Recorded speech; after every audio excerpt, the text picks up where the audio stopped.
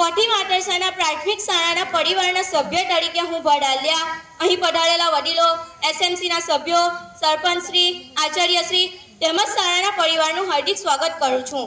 है सलामी इस तिरंगे को, है सलामी इस तिरंगे को जिससे तेरी शान है।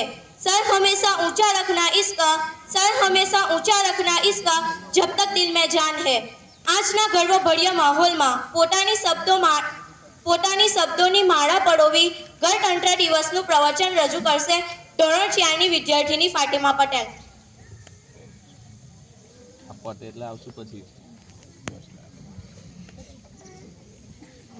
अस्सलामु अलैकुम वरहमतुल्लाहि वबरकातुहु।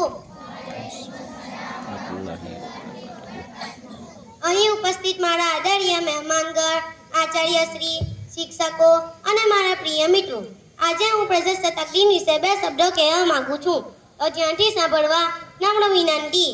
ભારતમાં 26મી જાન્યુઆરીએ ગણતંત્ર દિવસ તરીકે ઉજવવામાં આવે છે। આ દિવસ વર્ષ 1950માં ભારતીય બંધારણ લાગુ કરવામાં આવ્યું હતું અને ભારતીય પ્રજાસત્તાકની સ્થાપના કરવામાં આવી હતી। આ દિવસને મહાપુરુષોની યાદીમાં ઉજવવામાં આવે છે જેમણે આપણા દેશ માટે કામ કર્યું હતું। ભારતીય બંધારણના અમલ પછી ભારત પ્રજાસત્તાક બન્યું।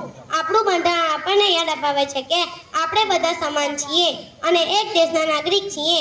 આપણે આપણી ફરજો બજાવીને આવનારી પેઢીઓનું સારું ભવિષ્ય ઘડવાનું છે।